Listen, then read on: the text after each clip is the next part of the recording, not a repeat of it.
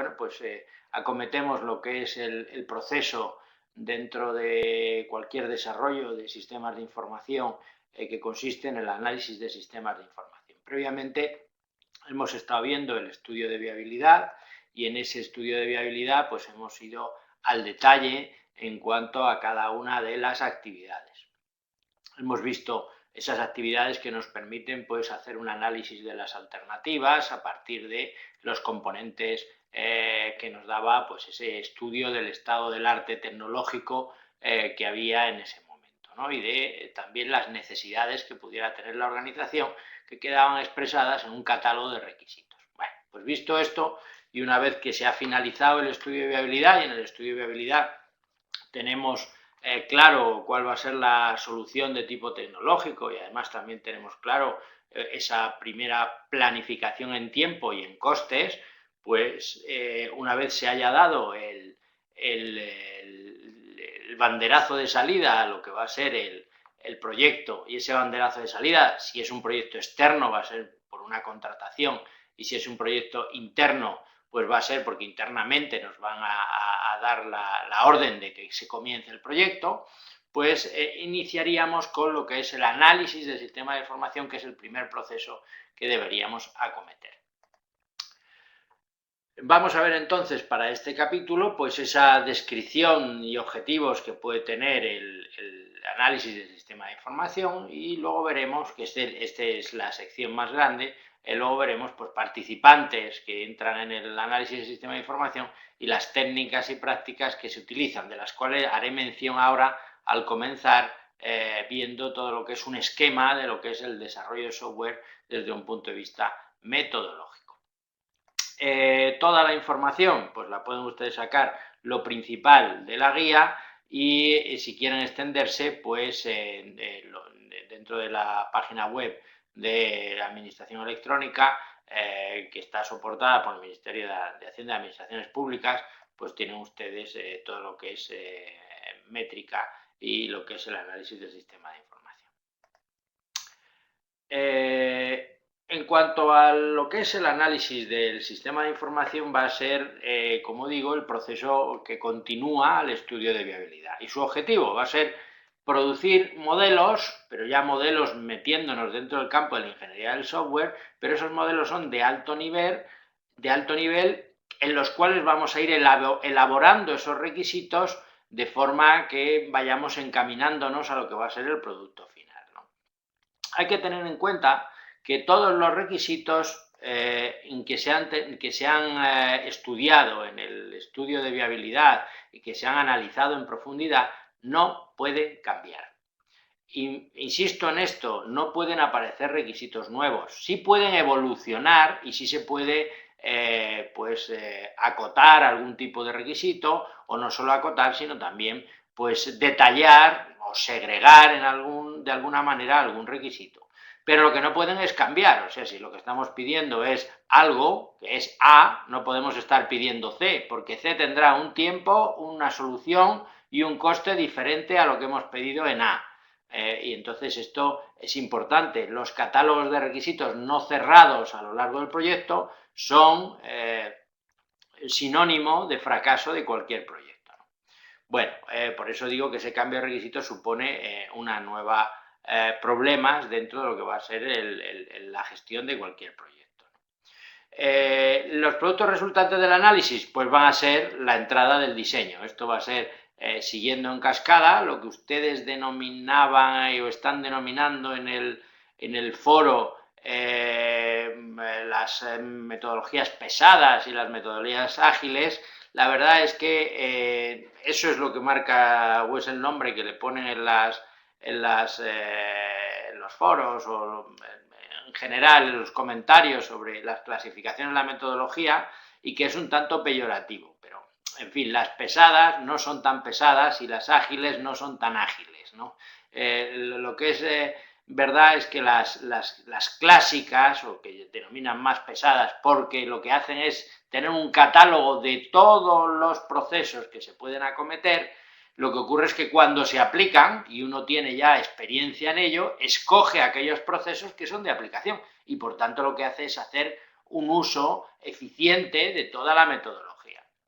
¿Por qué se denominan pesadas o complicadas y tal? Porque aquel que quiera aplicarla y la quiere aplicar en su máxima extensión, pues resulta que es que está generando una documentación terrible. Por el contrario, aquellas que se denominan ágiles, la verdad es que no son otra cosa nada más que una evolución, y en esto hay un comentario de Bárbara que es bastante bueno en el foro. En realidad no se están aplicando nada más que desde el punto de vista de prototipado, y los prototipados tienen su complejidad. Yo llevo muchos años dedicándome a desarrollos, tanto en la administración como en centros tecnológicos como en consultoría, y hay que saber cuándo hay que escoger un prototipado y cuándo, según la complejidad del proyecto, no podemos hacer un prototipado, ¿no? Cuando los proyectos se complican, el aplicar metodologías que están orientadas al prototipado, al final lo que vamos a hacer es parchear, y se parchea parche sobre parche, y además resulta que empieza a aparecer los requisitos que no solo evolucionan, sino que encima se modifican. Por eso, en proyectos grandes, en los que tienen un alcance y una entidad considerable, es aconsejable siempre utilizar metodologías clásicas desde un punto de vista eficiente, con estrategias de aplicación que las hay y que son fácilmente asequibles y fácilmente ajustables a las necesidades del proyecto. Bueno, permítanme que haga un repaso con respecto a lo que es, y es importante, el diagrama de aplicación de ese proceso metodológico de desarrollo. Tenemos a métrica como elemento fundamental en la parte de desarrollo, lo que es el estudio de viabilidad, el análisis, el diseño, la construcción y la implantación. Y sobre el esquema, este mismo esquema lo vimos en el capítulo anterior, solamente les he añadido un par de cosas, y que son las técnicas que se utilizan, las más usadas dentro de lo que es el análisis y dentro de lo que es el diseño. Partimos inicialmente de unos requisitos que se plantean de una manera no formal, bien se aparece el catálogo de requisitos, o bien es una petición escrita, una carta, una llamada telefónica, en la cual se explica qué es lo que queremos, o bien, de una manera formal, aparece el pliego de prescripciones técnicas, que no es otra cosa que un documento técnico que especifica exactamente cuáles son los requisitos, cuál es el alcance de los mismos, e incluso detallan tecnologías, etc. Bueno, pues a partir de esta solicitud que tenemos, pues partimos del estudio de viabilidad, iniciamos nuestro estudio de viabilidad, y no voy a detallar más, puesto que ya lo vimos la semana pasada, y hacemos una planificación inicial. Si es un proyecto externo, pues habrá que presentar una oferta, habrá que firmar un contrato, si somos adjudicatarios de esa oferta, y iniciaremos la fase de desarrollo, donde estará el análisis, el diseño, la construcción, la implantación y la aceptación.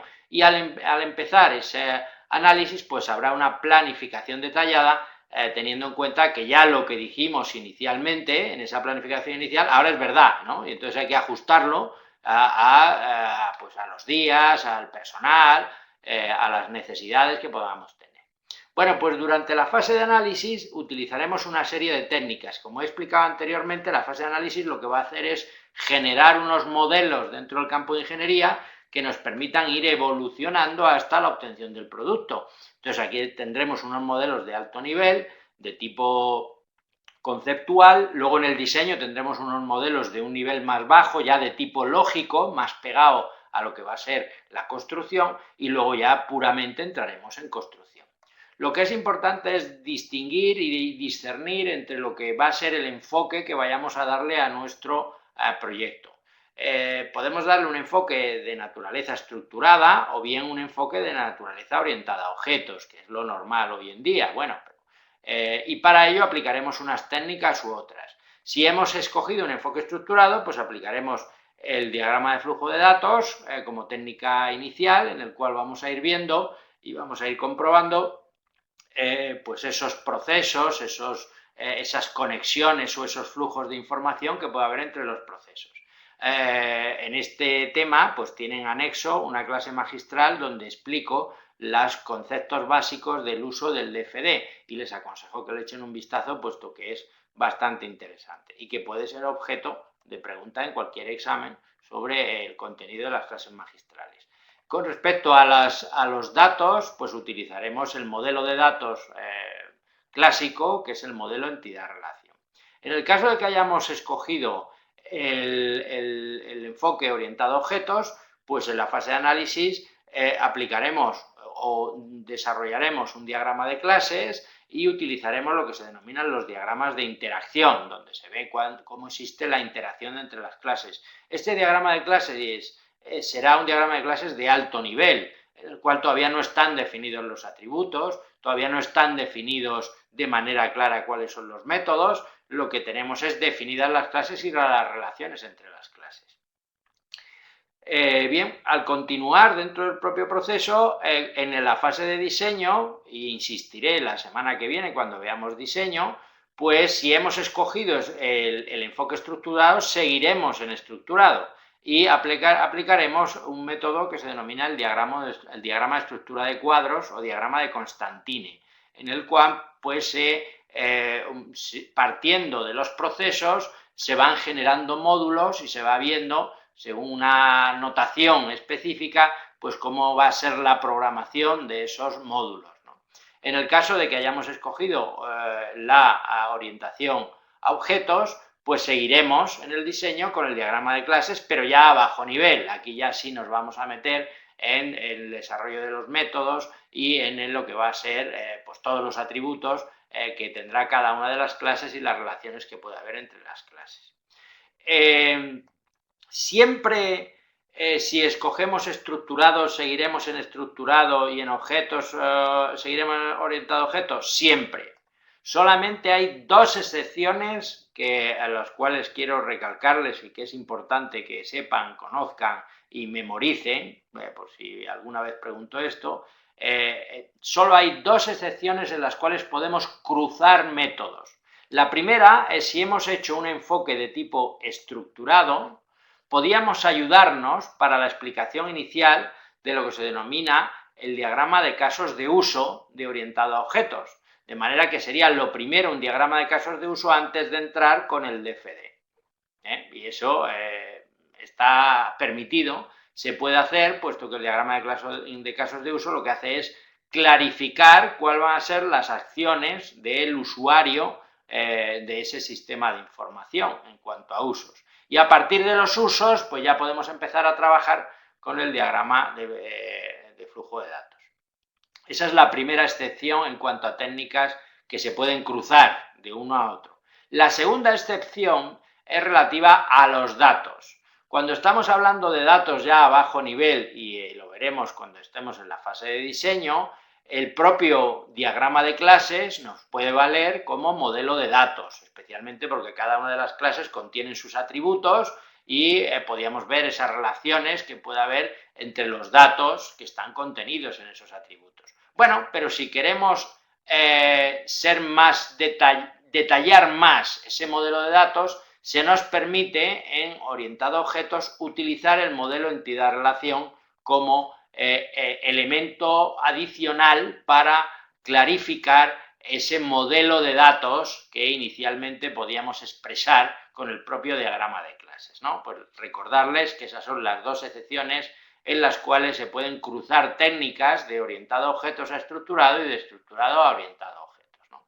Bueno, pues una vez finalizado todo lo que son la fase de análisis y diseño, pues entraríamos en la fase de construcción y posteriormente en la fase de implantación y aceptación del sistema, donde tienen que ver pues todas las pruebas, ¿no? Donde vamos a hacer no solamente pruebas de implantación, sino también pruebas de aceptación por parte del cliente. Bien, pues todo esto teniendo en cuenta la calidad, la seguridad y la configuración, y sin olvidarnos en todo este trazado, en todo este desarrollo, de la trazabilidad de requisitos, que no es otra cosa que ese catálogo de requisitos que teníamos al principio en el estudio de viabilidad, que vayamos confrontándolo con cada uno de los modelos. Es decir, si hay un requisito que dice esto, bueno, pues qué proceso en el estructurado tiene en cuenta este requisito, y esto pues se hace mediante unas tablas, y esas tablas pues nos permite ver por cada requisito en qué proceso se está teniendo en cuenta o qué clase está implementando el requisito, etc. pues esto en cuanto a lo que es ese diagrama de aplicación del proceso metodológico. Como digo, las entradas pues serán los resultados del estudio de viabilidad, a todo lo que es el enfoque del análisis, ¿no? Ahora aquí tenemos un ejemplo de lo que es el enfoque estructurado. Ahora veremos que el mismo esquema nos vale tanto para estructurado como para orientado a objetos. Lo que ocurre es que habrá algunas actividades que son específicas de cada uno. Y al final, pues en el estructurado, pues tendremos un catálogo de requisitos, un contexto del sistema, el modelo de datos, el modelo de procesos, el modelo de casos de uso, como ven ustedes aquí es opcional, porque estamos hablando de estructurado y por eso es una de las técnicas que se utiliza cruzada, ¿no? De un enfoque al otro enfoque, ¿no? Bueno, pues esto en general sería lo que va a ser los resultados, el resultado. En general lo que vamos a tener es la especificación de requisitos software. ¿Y qué es la especificación de requisitos software? Todo esto, el conjunto de todos estos modelos, ¿vale? Y esto va a ser la entrada al diseño del sistema de información. Si el enfoque fuera orientado a objetos, pues tendríamos, pues esto, en vez de tener los productos del enfoque estructurado, pues tendríamos los propios de orientado a objetos en cuanto al modelo de casos de uso, la descripción de sus sistemas, el modelo de clases, interfaces de usuario, etc. Insistirles en esto, que no lo he dicho hasta ahora, en el análisis vamos a hacer siempre las interfaces de usuario, puesto que esto nos va a permitir comprobar que realmente en esa trazabilidad de requisitos estamos cumpliendo con los requisitos del usuario, especialmente en lo referente a esa interacción que va a tener con el sistema de información. Por tanto, las interfaces tendremos que tenerlas ya diseñadas al nivel del análisis. Bueno, pues vamos a ir ver entonces cada uno de estas actividades que tiene el proceso del análisis del sistema de información. Como ven, hay unas que están en un color diferente, las que están en este color beige, pues son las típicas y las que se utilizan de manera alternativa cuando vamos a dar un enfoque orientado a objetos. Si no, si fuera el enfoque estructurado, pues haríamos la que tenemos como ASI 6 y ASI 7, ¿no? Estas dos ramas, como digo, son alternativas, o usamos esta en estructurado o usamos esta en orientado a objetos, ¿no? Bueno, el resto de las actividades son comunes a ambos enfoques. Iniciaríamos la definición del sistema, de manera que ya entramos con el catálogo de requisitos a un nivel ya más aplicado y viendo cuál es el alcance de lo que va a ser este desarrollo. Veríamos ese establecimiento de requisitos, identificaríamos los subsistemas, este sistema se va a dividir en subsistemas los que sean, ¿no? Pues se haría ese análisis de subsistemas y a partir de ahí pues empezarían a desarrollar modelos, bien en orientado a objetos con el análisis de casos de uso y el análisis de clases, o bien en estructurado con el modelo de datos y el modelo de procesos, lo que es el DFD y el modelo entidad-relación. Y como una actividad que es común a ambas es la definición de las interfaces de usuario, que es fundamental, puesto que a estas alturas ahí podemos ver, si tenemos bien trazados los requisitos, ya cuál va a ser la estructura visual de las interfaces que va a desarrollar nuestro sistema de información. Una vez aplicado todo esto, pues hay que hacer un análisis de consistencia, es decir, comprobaremos nuevamente por trazabilidad que todo se está teniendo en cuenta de manera adecuada. Se empieza a hablar ya en ASI 10 de las pruebas y se está viendo a qué nivel estratégico se van a aplicar las pruebas, qué tipo de pruebas vamos a hacer, mientras que en el diseño nos vamos a plantear exactamente en ASI 10, nos vamos a plantear también en el diseño cómo van a ser las pruebas, ¿no? O sea que tanto ASI 10 en el análisis como DSI 10 se dedican a lo que van a ser las pruebas finales. Y al final, en ASI 11, pues se hace la presentación y aprobación del análisis del sistema de información. Vamos a ir entonces actividad por actividad. Con respecto a la definición del sistema, pues se determina el alcance, se ve cuál es el entorno tecnológico, se mira qué normas o qué estándares tenemos y quién va a participar en este estudio.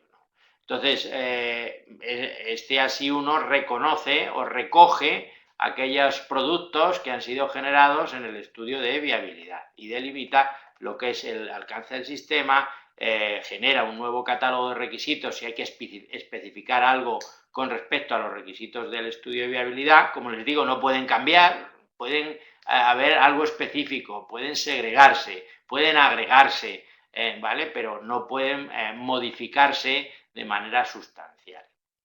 En ASI 2 se hace el establecimiento de requisitos, se obtienen todos los requisitos ya con especificación para el análisis, se empieza con las especificaciones de los casos de uso y ese análisis de requisitos con validación de los requisitos, viendo que realmente estamos centrándonos en este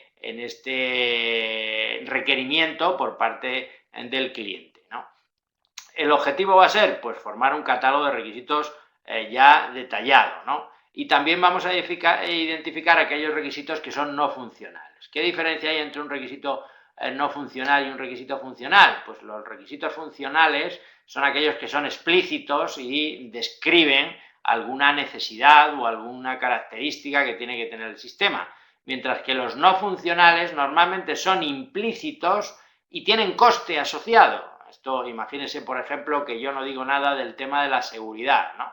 Pero al final es implícito que el desarrollo es web y que tengo que meterle seguridad. Por tanto, habrá que meter determinados requisitos de tema no funcional en el cual se especifique cuáles son las necesidades desde el punto de vista de seguridad, por ejemplo, ¿no? Con ASI 3 lo que haremos es identificar los subsistemas de análisis, es decir, vamos a ver cómo compartimentamos todo sistema en subsistemas y qué relaciones puede haber desde un punto de vista técnico, ¿no? Como digo, el objetivo va a ser conseguir esa estructura de sistemas y dar como resultado un modelo de procesos en el caso de que se utilice la técnica de DFD, ¿no? Bien, en ASI 4, que es una de las actividades que es única de la orientación a objetos, pues lo que se hace es hacer el análisis de casos de uso, viendo cuáles son las clases asociadas a cada caso de uso y viendo cuál es la interacción que puede haber entre los objetos mediante los diagramas de interacción, ¿no? Lo que se intenta es tener un modelo de alto nivel donde ya aparezca esa interacción entre objetos y ese modelo de clases. En ASI 5 se hace ya un análisis de clases, se identifican las responsabilidades, atributos a alto nivel, es decir, no se especifica cuál es la entidad de cada atributo, sino que va a ser un tipo de variable y cuál puede ser más o menos el alcance de esta variable o el rango donde se van a mover. Se ven asociaciones, agregaciones de las clases que puede haber y generalidades de las clases en el caso de pues, que haya pues herencia, polimorfismo, etcétera, con respecto a lo que va a ser la aplicación de clases, ¿no? Se continúa en esta actividad pues elaborando y perfeccionando lo que es el modelo de clases de la actividad anterior, ¿no? Y como digo, es exclusivo de lo que va a ser la orientación a objetos. En ASI 6 se elabora el modelo de datos y ese modelo de datos, estas actividades, tanto ASI 6 como ASI 7, son propias del enfoque estructurado. Entonces vamos a pasar por un modelo conceptual de datos, por un modelo lógico de datos y vamos a introducir aquí algo fundamental y es si existe la necesidad de migración de datos y carga inicial. Cuando estamos haciendo un sistema de información desde el principio, ex novo, concretamente nada más empezar, y no tenemos datos anteriores de sistemas heredados, pues no va a hacer falta migración de datos. Pero imagínense ustedes en el ejemplo más brutal que pueda haber de migración de datos, la fusión bancaria de dos entidades, ¿no? En el cual va a haber una migración de datos a un sistema nuevo, pero de dos entidades bancarias, ¿no? Que han estado trabajando 2, 3 o 4, ¿no? O más, en las cuales pues va a haber que hacer todo lo que es un desarrollo de esa migración de datos y por tanto lo primero que tenemos que tener claro es cómo es ese modelo de datos en el cual al final vamos a tener que migrarlo todo, ¿no? Bueno, pues como digo, si se diera esa migración, pues hay que tenerla en cuenta ya en la propia elaboración inicial del modelo de datos, ¿no? Bien. Con respecto a ASI 7, hay que tener en cuenta que es específico de ese enfoque estructurado, ¿no? Y que se va a utilizar técnicas como el DFD, ¿no? Y lo que se pretende es pues generar un modelo de procesos y esas especificaciones de interfaces que puede haber pues, con otros sistemas, ¿no? En ASI 8 tendremos la definición de interfaces de usuario, las típicas de usuario. Esta actividad es común a los dos enfoques, al enfoque orientado a objetos y al enfoque estructurado, y pues lo que se hace es ver la especificación general de cómo son las interfaces, cómo son los diálogos, los perfiles, los formatos individuales, cómo va a ser los formatos de impresión si algo vamos a sacar por impresora, porque también es una interfaz, ¿no? Y en fin, se emplea la técnica de prototipado y diagramas de transición de ventanas, de manera que veamos claramente cómo de una interfaz pasamos a otra interfaz dependiendo de las acciones que vayamos haciendo en cada una de estas interfaces.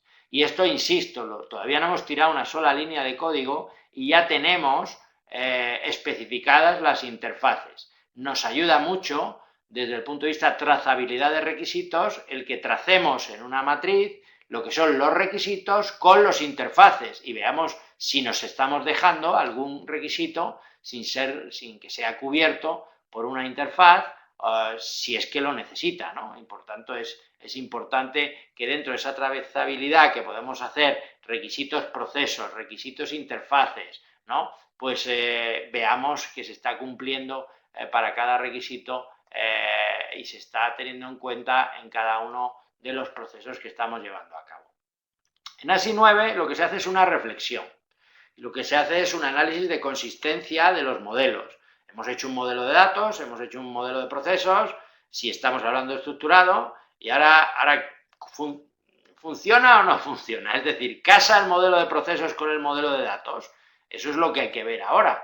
Entonces, de ahí viene ese análisis de consistencia, porque a lo mejor cuando hemos estado generando los almacenes en el modelo de procesos, pues ahora resulta que tenemos que ajustar esos almacenes al modelo de datos que hemos generado, puesto que el modelo de datos está muy orientado a los datos y el modelo de procesos a lo mejor está muy orientado a procesos. Cuando hablamos de estructurado, eso hay que tenerlo muy en cuenta, porque ahí tenemos cierto antagonismo en qué es lo que pesa más. ¿Qué pesan más, los datos o pesan más los procesos? La respuesta es depende, ¿no? No es lo mismo que estemos hablando en el ejemplo anterior de una entidad bancaria, donde pesan más los datos. Evidentemente, el comprar, vender, el sacar dinero o ingresar dinero, pues son transacciones de procesos ligeros, que no van a tener mucho cálculo, ¿no? Pues pesa más el que los datos estén muy bien estructurados. Pero si estamos hablando del sistema de control de los actuadores de un satélite, pues la mecánica de control va a ser bastante más compleja, la algoritmia de procesos va a ser bastante más compleja que el modelo de datos. Luego, ¿qué prima en uno sobre otro cuando establecemos los modelos? Pues dependerá, ¿no? Si prima más el modelo de datos, pues habrá que forzar el modelo de procesos. Y si prima más el modelo de procesos, pues habrá que forzar un poco el modelo de datos para que cuadren en este análisis de consistencia. Bueno, pues exactamente igual si el enfoque es orientado a objetos, ¿no? Pero esta vez no estamos hablando ya de un modelo de datos entidad-relación, sino que estamos hablando de un modelo de datos que está basado en el diagrama de clases, ¿no? Bueno, como he dicho, también se podría utilizar como aclaratorio en este modelo de datos, si el enfoque es orientado a objetos, se podría utilizar el diagrama de entidad-relación. Bien, en esta validación y verificación de los modelos, lo que se pretende asegurar es que son completos, que son consistentes y que son correctos. Esto es importante. Completo, que todo modelo obtenido contiene toda la información necesaria. Consistente, que cada modelo es coherente con el resto de los modelos. Y que son correctos, que cada modelo sigue un criterio de calidad predeterminado, ¿no? Teniendo en cuenta pues, esa calidad de los diagramas, la elección de los nombres, las normas generales de calidad. Acuérdense entonces que es importante a la hora de verificar que sean completos, consistentes y correctos. Y en cuanto a ASI 10, ya les he hecho el comentario anterior, entramos en las especificaciones del plan de pruebas y entramos a alto nivel. Entonces aquí lo que estamos preguntándonos es qué pruebas vamos a hacer, ¿no? ¿Qué pruebas? En diseño diremos cómo vamos a pasar las pruebas, pero aquí nos preguntamos qué tipo de pruebas. Entonces habrá que ver cuál es la definición del alcance de las pruebas, qué requisitos necesitan para poder pasarlas, ¿no? Y cuál van a ser en general las pruebas de aceptación del sistema, puesto estas pruebas de aceptación las vamos a pasar en la fase de implantación y aceptación del sistema, y en esas pruebas de aceptación pues vamos a hacer pruebas nosotros y pruebas con el cliente, ¿no? Pues ya aquí nos vamos adelantando a ver cómo van a ser esas pruebas, ¿no? Para que las tengamos en cuenta tanto en el diseño como en la construcción. Como digo, este ASI 10 tendrá su continuidad en DSI 10, ¿no? Y lo que va a hacer es establecer el marco general de las pruebas. En ASI 11 lo que hacemos es aprobar el análisis del sistema de información, lo cual nos va a dar pie a poder continuar con su diseño o a reflexionar y modificar algo de alguna de las actividades anteriores. Como les digo, cuando estamos hablando en todo esto, hablamos de actividades y aquí hablamos de tareas. Estos son tareas que vamos a realizar, estos son actividades y estamos dentro del proceso de diseño. Luego para poner las etiquetas adecuadas, cuando hablamos de la metodología, hablamos de proceso en cuanto al estudio de viabilidad, al análisis, al diseño, a la construcción y a la implantación. Hablamos de actividades en cuanto a ASI 1, ASI 2, ASI 3, ASI 4 y hablamos de tareas como, por ejemplo, la definición del alcance de las pruebas dentro de lo que va a ser la actividad ASI 10, la especificación del plan de pruebas. Bueno, en cuanto a participantes, pues que tengan ustedes una idea, pues que aquí en la fase de análisis lo que van a entrar máxima es analistas, ¿no? Habrá algún usuario que nos ayude en la fase de requisitos, ¿no? El jefe de proyecto va a estar en las actividades fundamentales, ¿no? Y, en fin, ahí tienen el esquema en el cual les ayuda a ver quién entra o quién no entra dentro de estas actividades.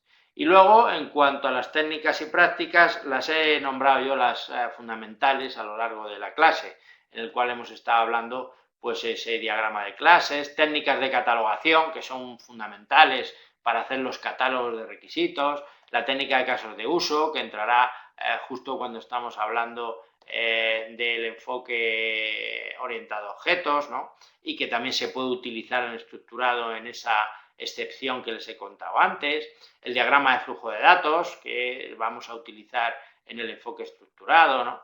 En fin, diagrama de transición de estados, que se va a utilizar principalmente cuando hablemos de interfaces, etcétera, etcétera.